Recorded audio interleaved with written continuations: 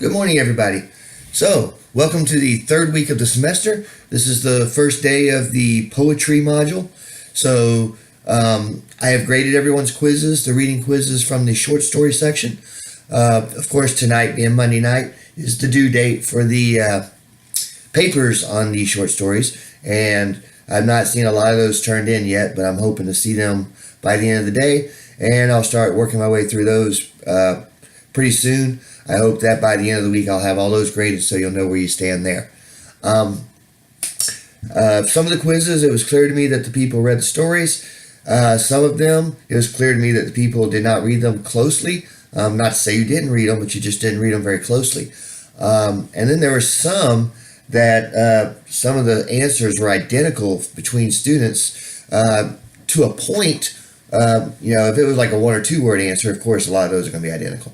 But there were some that were like 2 or 3 sentences long that were almost identical, which leads me to believe that I would find those answers online somewhere. You need to read the material, especially when you get to the writing part of it. So, good job. Most students did very well on the quizzes, which is a good thing. And so, I'm looking forward to seeing how these papers turn out. So, today we start the poetry stuff. There's only 6 poems total, but I have picked 6 poems from 5 different poets. I've got 2 Langston Hughes poems in there. But these are from some of the biggest names in poetry. You can't think of early American poetry without thinking of Emily Dickinson. You can't think of the Harlem Renaissance without thinking of Langston Hughes. 20th century poetry, Robert Frost. William Shakespeare, of course, is an icon.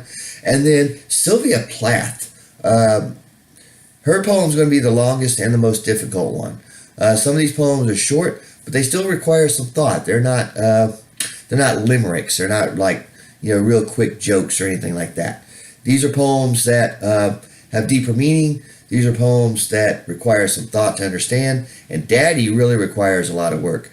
But once students understand Daddy, I find that a lot of students choose to write their poetry essays on that one. So despite the difficulty.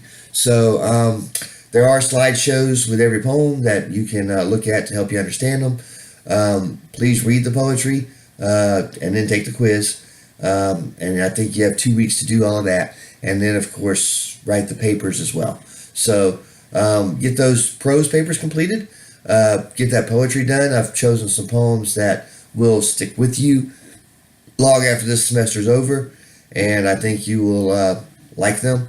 I know a lot of people say they don't like poetry, especially at your age, but you love music. So, they're kind of the same thing. So, if you like music, you probably like poetry too. And I think you're going to really enjoy these particular poems. So, good work so far. Keep up the good work. And if you have any questions, feel free to email me. The best way to email me is through the Georgia View class page email, but you can also email me through the ASURams.edu as well. All right.